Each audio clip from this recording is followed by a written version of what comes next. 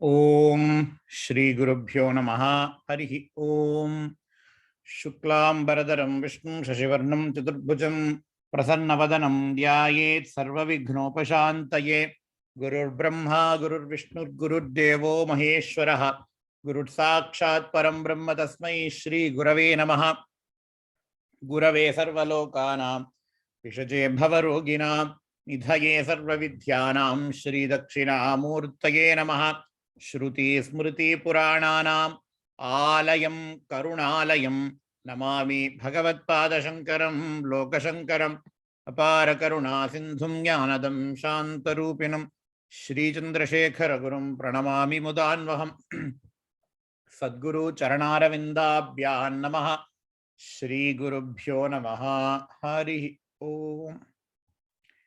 In Vivekachudamani, from shloka number 254, Jati Niti Kula Gotra Durakam Namarupa Guna Doshavarjitam Deshakala Vishayati Vartiyat Brahma Tattvamasi Bhavayatmani. From shloka number 254 up until shloka number 263.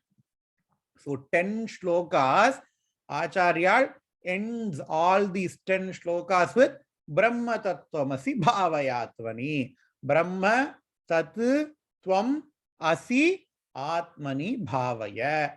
Hey Sishya, understand yourself. Bhavaya Atmani. Understand yourself as that Brahman. What type of Brahman? All these 10 shlokas Acharya has explained. We ended with shloka number 263. Yachakastyana param paratparam pratyegakara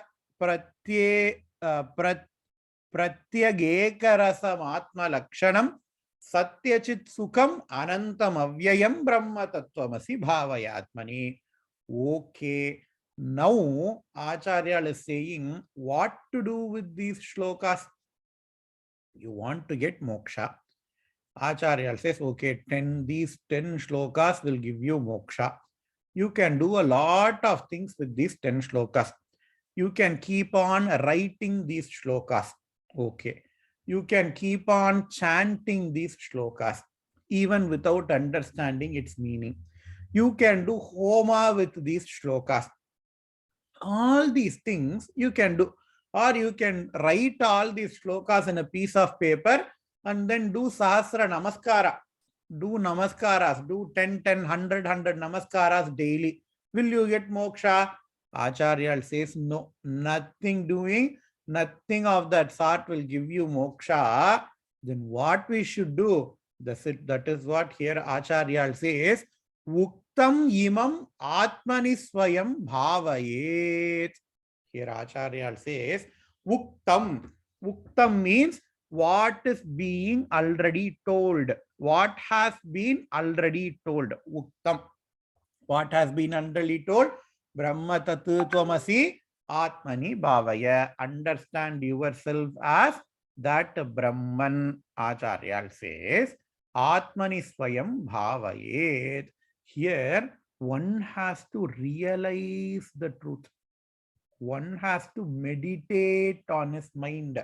Bhavaya means meditate here. One has to meditate upon all these shlokas. What do these shlokas convey? I am not this physical body. I am not a sthula sharira. I am not a sukshma sharira. I am not even karana sharira. But I am the Atma which enlivens these three shariras. I am the Atma which enliven these 5 koshas. What are five koshas?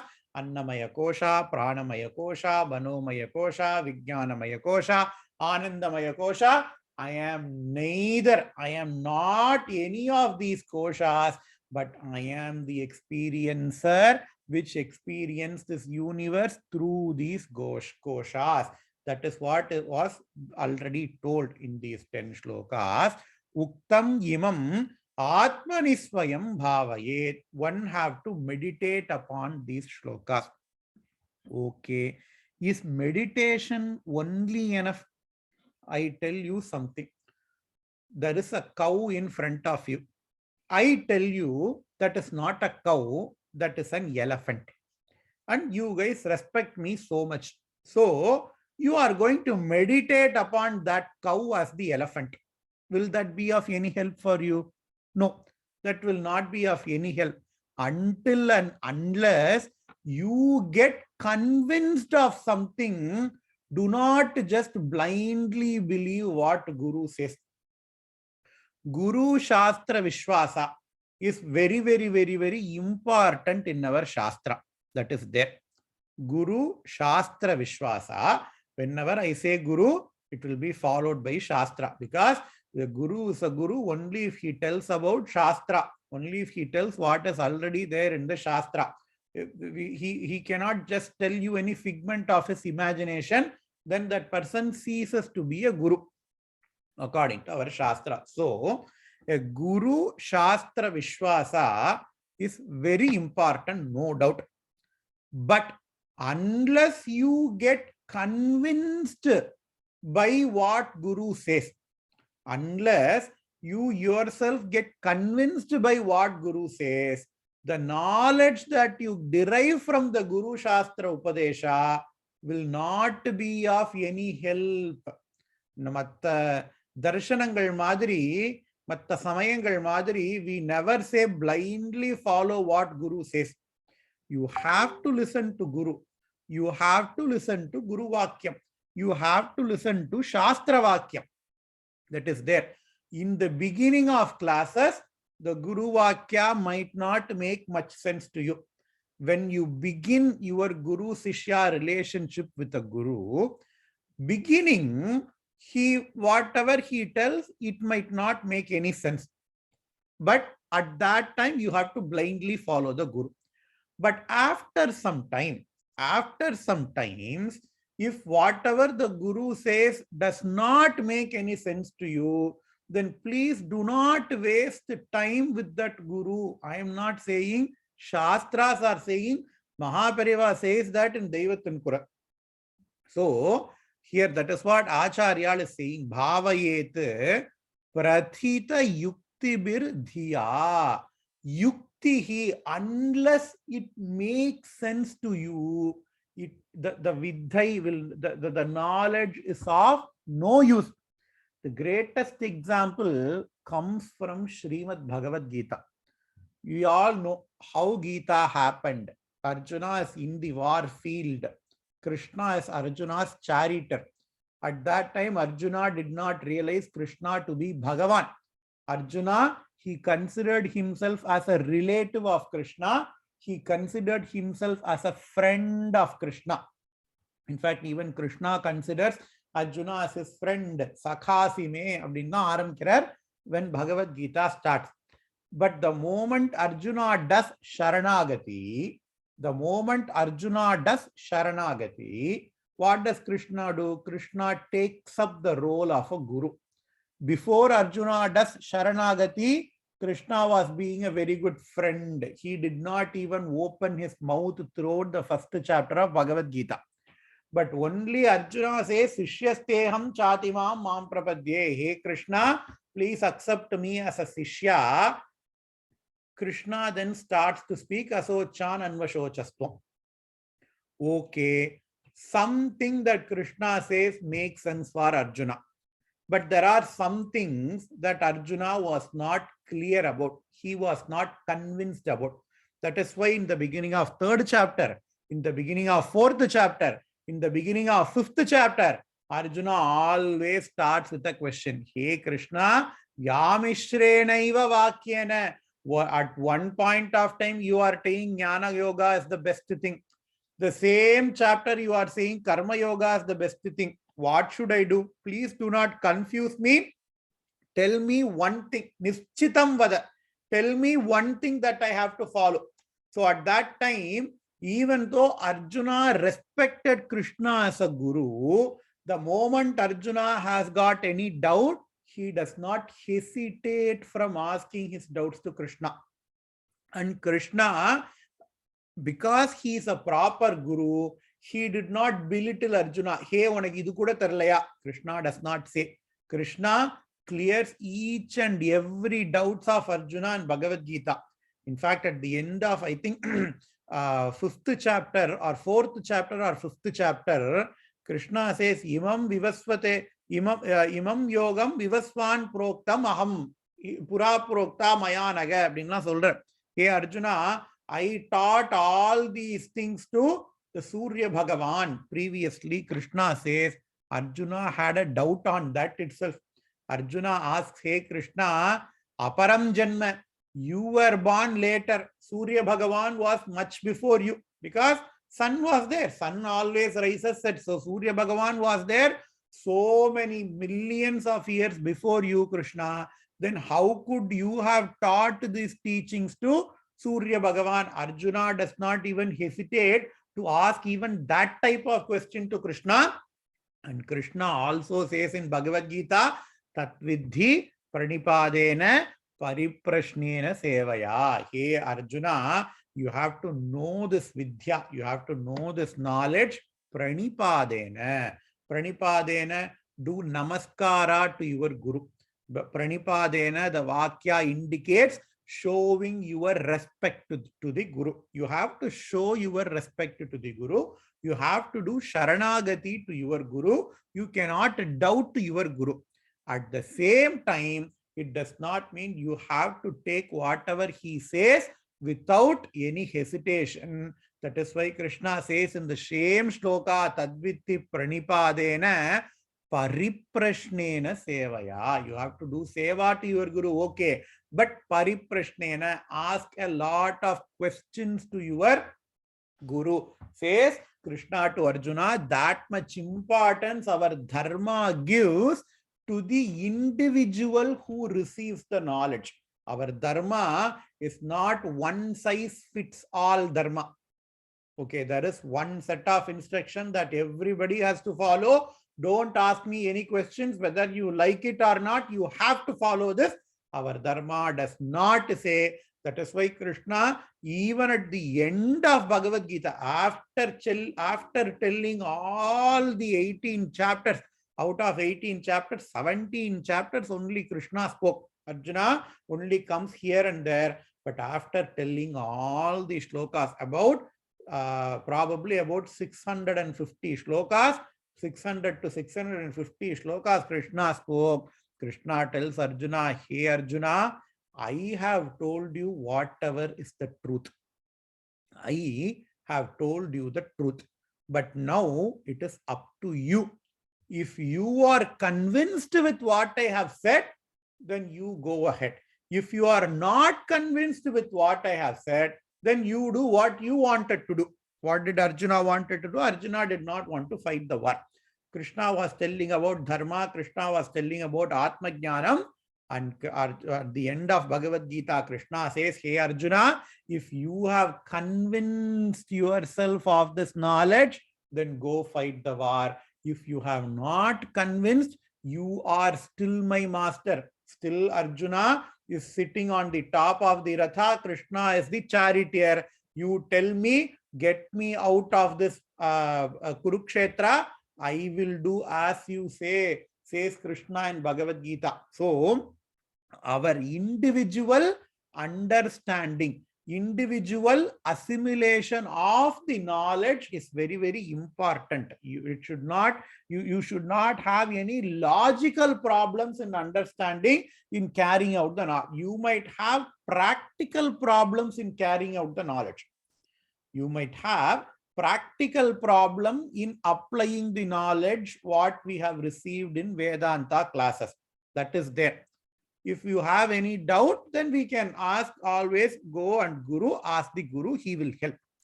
But if you have understanding the knowledge, if you have any logical problems in understanding Vedanta, then the Vedanta will not be of any use. That is why here Acharya says, Bhavayet prathita yukti bihi. It has to satisfy your intellect. You have to get to the Guru's Shastra Vakya, and you yourself has to be convinced. You yourself has to be at least intellectually satisfied with the knowledge that you received. Yuktibihi. Yukti means reasoning. Yukti means reasoning. You have to reason out the knowledge. You have to convince yourself, at least, theoretically, at least practically, whether we can implement that knowledge or not is complete different story. But at least theoretically, conceptually, you have to be convinced of that knowledge. Yukti bihi dhiya bhavaye அப்படின்னு சொல்லியிருக்காரு இல்லையா? He says uktam arthitam imam atmani swayam bhavayet. You have to meditate upon these teachings. Where should you meditate upon? Dhiya. Dhiya, with your intellect. That is why our Shastra gives lot of importance to the intellect. Normally, we talk about two faculties. One is manas, mind, and the second is intellect, buddhi. Manas is sentimental. Mind and buddhi, they are part of our sukshma sharira. You cannot see, okay, just like how you take a brain, you take a heart, you cannot say, okay, this is manas, this is intellect. We cannot physically discern mind and intellect, but it has to be done intellectually. Mind is emotional faculty. Mind gets appealed by emotions. If somebody incites emotions in you, it means the compassion, all these things are the product of mind. But what is intellect? Intellect is doubting faculty. Intellect always will doubt things. Whatever we receive, intellect will doubt. Doubt not means, doubt, it does not mean, the kudarkama kelvi adilla. Intellect analyzes things. Intellect tries to analyze things for what it is. எப்பொருள் யார் யார் வாய் கேட்பினும் அப்பொருள் மெய்ப்பொருள் காண்பதறிவு அப்படின்னு திருவள்ளுவர் சொல்றார் இல்லையா? So that is the job of the intellect. And here Acharya says, bhavayet dhiya. You use your intellect to meditate upon these things. Just because Shankar Shyam Sundar is a very good person does not mean you have to accept whatever he says, because that is the faculty of your mind. Your mind will think, okay, that person is a very good person, I have to accept whatever he says. But your intellect will think otherwise. Okay, I have to analyze, I have to get myself convinced of these things. Just because Adi Shankara is a good person, just because you have an emotional appeal towards Veda, do not accept those, but intellectually train your mind to question all these things. Try to get convinced by the Vedic knowledge. He says, Yukti bihi dhiya. That is why the most, the highest mantra in our Hindu, in our Sanatana Dharma, the most important mantra enna அப்படின்னு யாரை கேட்டாலும் people will close their eyes and tell Gayatri mantra. What is the prayer that we pray in Gayatri mantra? Dhiyaha yaha naha prachodayat. We do not ask for a lot of money. We do not ask for good health. We do not ask for good friends. We do not ask for good people.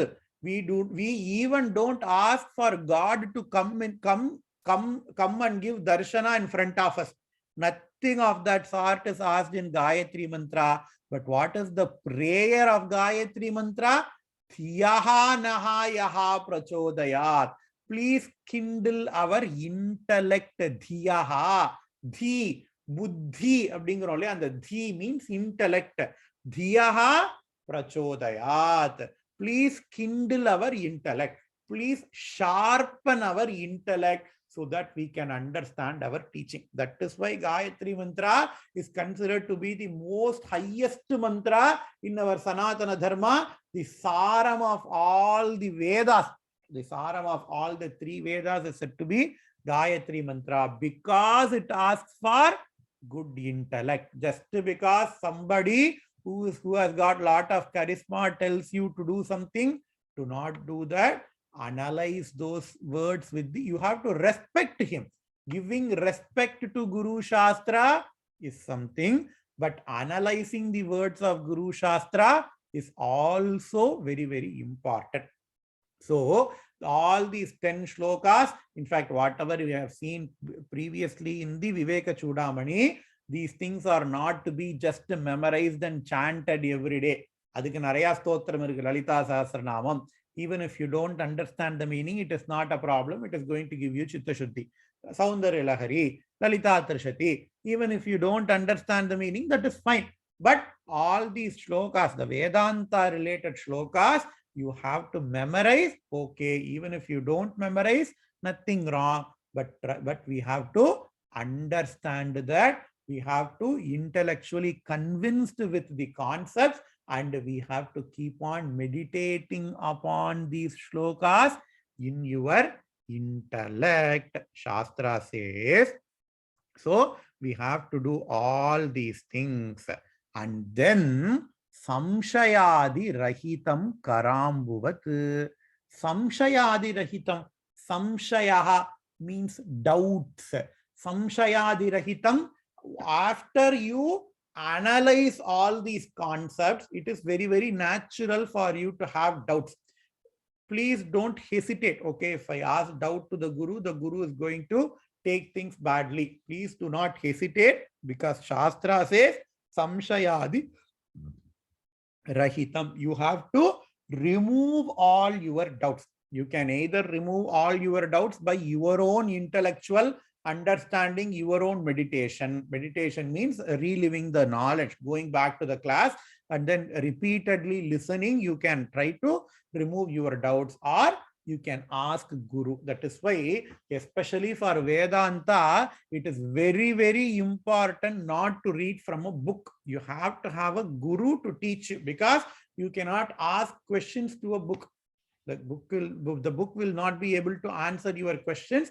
Only a Guru can answer your questions. So what are the two things? First, you have to get the knowledge. Second, you have to internalize the knowledge. Get yourself convinced of the knowledge. Third, you have to remove your doubts. Like what? Karambuvat, kara ambuvat. What is meant by kara ambuvat? If you have some water in your hand, ஆச்சமனம் பண்றோம். ஆச்சமனம் பண்றதுக்கு, பரிசேஷனம் பண்றதுக்கு, you are taking a spoonful of water in your hand. Will you have any doubt that whatever you have in your hand is water? Nobody will have any doubt. இது வாட்டரா, இது தண்ணியா அப்படின்னு யாருமே கேட்கவே மாட்டா. Just like how when you take some water in your hand, it is very, very damn clear. In the same way, you have to make yourself, you have to understand the knowledge very, very, very, very clearly. Just like how you have water in your hand, just like how the water in your hand will not be questioned at all. In the same way, உள்ளங்கையில் நெல்லிக்கனி போல அப்படின்லாம் சொல்லுவா. உள்ளங்கையில் நெல்லிக்கனின்னா என்ன? an amla in your palm. அதனா amla in your palm na என்ன அர்த்தம்? Nobody will ask you what is that thing, because everybody can see and understand that it is amla. That is why one of the Sishyas of Adi Shankara is called as Hastamalaka. Hasta means hand. Amalaka means amla. He had the knowledge that Hastamalaka possessed was as readily available, as readily visible to Acharya as an amla in one's hand. That is why Acharya named that person as Hastamalaka. So in the same way, Karambuvat tena tattva nigamo bhavishyati. Like once you do all these things, meaning what? You have to first get rid of all your doubts, meditate upon this knowledge in your intellect, remove all your doubts.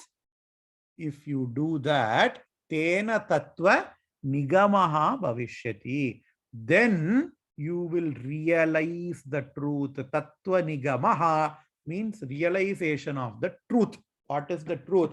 Brahma satyam jagan mithya jivo brahmaiva naparaha. Tattvamasi aham brahmasmi is the truth.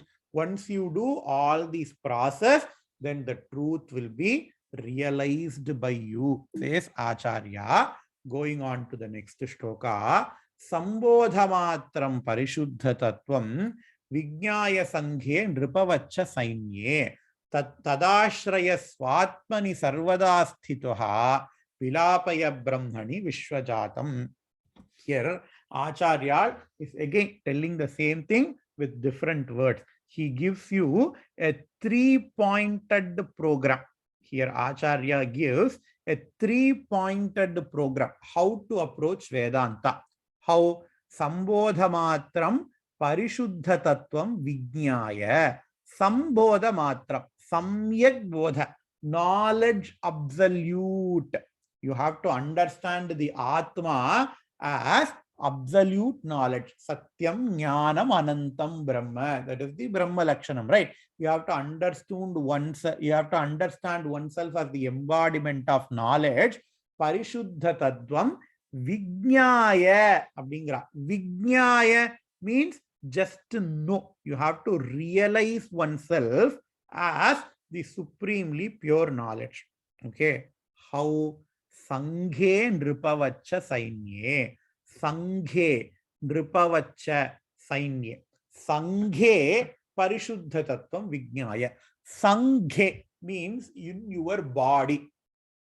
In your body. Sanghe literally means a group of bundle. A bundle is called a Sanghe. Sangha means a bundle. Bundle of what? Our body is a bundle of sense organs. Our body is a bundle of organs of knowledge, organs of action. It is a group of different organs, right? We can transplant your heart, you can transplant your hand, you can transplant your nose, you can alter your body. We can do all these things, but nothing is going to affect you, affect the original you. So the body is called a Sanghe. Sanghe Parishuddha Tattvam Vijnaya. You have to realize the pure knowledge in your own body. Why? Because sometimes, most of the times, we get confused that our body is ourself. Our body is not ourself.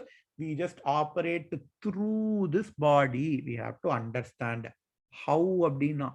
Nripavacha Sainye, a beautiful example that Acharya gives. Sainye, in a war is going to happen. There is a king, and then the king is going to lead all the warriors. All the warriors are there. The king is there. All the warriors are like our organs. The warriors, all the group, the Chaturanga Senain, all the warriors are like our sense organs, are like our organs, organs of action or organs of knowledge. There will be some people who will act as spies. They will penetrate the enemy's formation, and then they will gather all the news, and then they will come and tell the king. So there will be spies. And then there are going to be warriors who actually go and actually do the fighting. But the brain behind all these things is the king. When the king is gone, then it does not matter how many warriors you have got, everybody is going to disappear. But when the king is strong, then all the warriors can do their work properly. In the same way, for our Atma, there are sense objects. Sense objects are like what? Sense objects are like spies.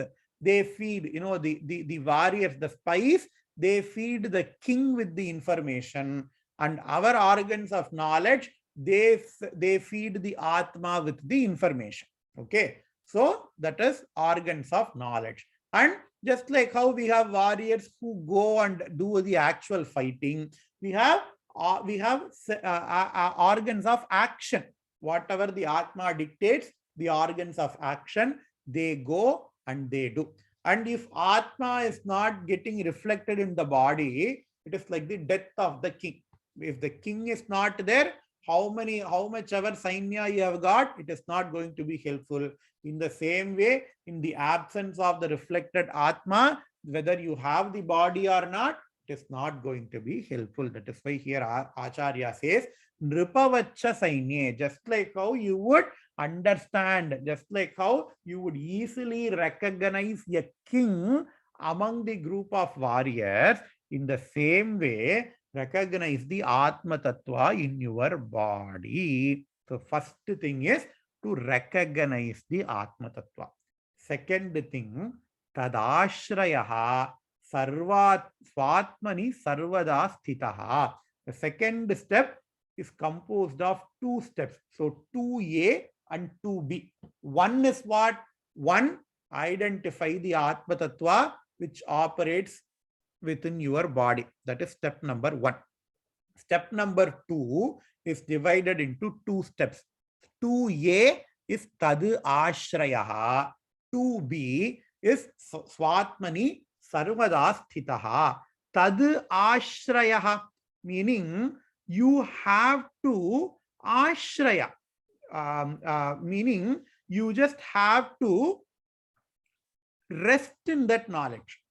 Tad ashrayaha means you have to rest in that knowledge. Meaning what? You have to ever be in that knowledge. Tad ashrayaha sarvada sthitaha. You have to be established in that knowledge. Because first thing, what is meant by rest, and second, what is meant by established in the knowledge. Tad ashrayaha 2A. 2B is sarvada sthitaha. What is meant by that? I do a lot of work. I do a lot of work, and at the end of the day, I take rest. Right? Normally, we don't take rest all the time. Whenever we work, we are not taking any rest. And after we finish all the work, we take the rest. In the same way, the first step, the first step in the second, the 2A is, okay, you do all your duties in the universe. You have a lot of duties in this samsara. You know, you could be a son, you could be a father, you could be a mother, you could be a daughter, you could be a wife, you could be a husband. We have all these duties. Fulfill those duties. Just like how at the end of a busy day, whether you want it or not, we just sleep. We just take rest, right? In the same way, first, in the beginning, after fulfilling all of your duties, spend some time for yourself. Just like how when we are resting, we spend, it is our me time, right? We don't take, even though, we can take rest with others, but when we are resting, we are just alone. When we are sleeping, we don't, we don't include others in our sleep, right? In the same way, tadashrayaha means take rest in your knowledge, meaning like you do whatever you want, but then come back to the knowledge. So that is tadashrayaha 2A, but that is only in the beginning. But what should we do? You have to get established in the knowledge. When? Sarvada sthitaha. As you progress spiritually, as you progress intellectually, as you attend many Vivekachudamani class, many Vedanta class, you have to have this knowledge as a second nature. That transition is very big, and it's very important. So first, I take this knowledge to rest as a rest thing. I do all my duties. When I am doing this duty, I don't remember the knowledge. But I spend some time in a day to understand, to try to understand this knowledge. That is 2A. But 2B is I have to increase my time with the knowledge so that I become established in this knowledge. In what knowledge? Aham Brahmasmi. I am that Brahman. That is the knowledge. You have to be established. You have to get established in that knowledge 24/7. Sarvada means always. So 24/7, you have to be in that knowledge. It has to be a second nature. Driving is my second nature. What is meant by driving is my second nature? In the beginning, when I am driving, I will be having my steering wheel in my hand very tightly, and then even if somebody speaks, I will get disturbed. When I started driving, even if my wife speaks, I used to yell at her, okay, don't speak, I am getting disturbed. But after some time, after several years, after 2 or 3 years, driving became my second knowledge. Sometimes I don't even know how I get to work from my house. I just started from my house, and then I don't even remember, okay, in the exit lamp, pocha, I don't even remember that. It would have happened for all of us. Why? Because you driving has become your second nature. In the same way, in the beginning of Vedanta studies, it has to be an active entity. It has to be an active process. But as time progresses, as you get spiritual progress, It just has to become your second nature, sarvada sthitaha. So that is 2a and 2b. And the step 3 is vilapaya brahmani vishwajatam. It is even more difficult. In fact, this is the most difficult of the all the process. Vilapaya brahmani vishwajatam. Vishwajatam brahmani vilapaya. Dissolve. Vilapaya means dissolve. Dissolve the entire universe onto Brahman, says the shloka. What is meant by dissolving the entire universe onto the Brahman? It is like dissolving some sugar onto sugar onto water. If you wanted to make gulab jamun, you have to make some pah, chakkara pah vekkiradu. You have to make some sugar solution. You have to take some sugar, you have to add that sugar to water, and then you have to increase the heat. The sugar becomes dissolved in the pah. And the madri, take Brahman and then take this entire universe, add this universe onto Brahman, and then you see that the entire universe becomes dissolved in this Brahman. Adva appadi kadayadu. Again, it has to be an intellectual process. What is meant by dissolution of sugar into the sugar syrup? Before dissolution of sugar into the sugar syrup, there are two entities. Sugar is separate. Even though you added sugar to the water, sugar is separate, water is separate. But when sugar becomes dissolved in the water, then you cannot separate sugar from the sugar syrup. In the same way, in the beginning, the entire universe is separate from me. I am something different. Who am I? I am Brahman. I am different. The entire universe seems to be different. The entire universe seems to disturb me. I get disturbed by the happenings, all the happenings surrounding me. So I am different. This world is different. That is before dissolution. But after dissolution, you have to Vishwarupaha abdingrolya. You have to own up the entire universe. Just like how a person, when he is dreaming, the entire dream universe springs forth from that person. The entire dream universe springs forth from that person. And the moment the person wakes up, the entire dream universe gets resolved onto that person, right? When I am dreaming, in my dream, I'm saying, in my dream, I became the president of the United States. Then I am different.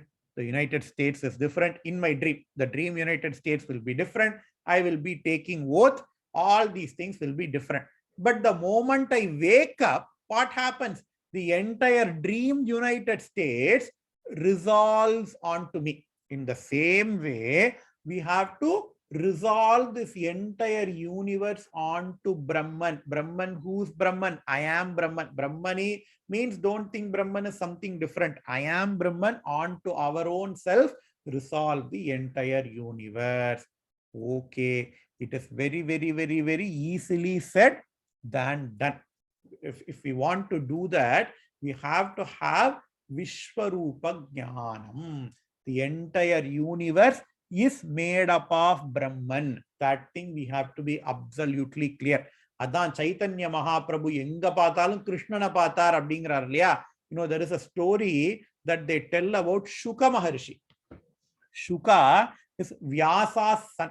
Vyasam Vasishtanaptaram Shakteh Pautram Akalmasham Parasharatmajam Vande Shukatatam Taponidhim. Shukatatam. So Vyasa is the father of Shuka Brahma, Shuka Maharshi. This Shuka Brahma, he is a born Atmajnani.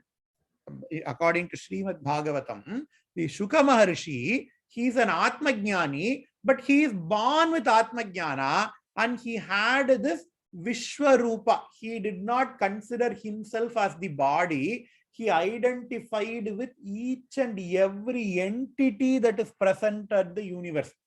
That is why they say at one point of time, Vyasa wanted to call Shuka, and Shuka was going in front of Vyasa, and Vyasa called Shuka, hey Shuka. Vyasa called.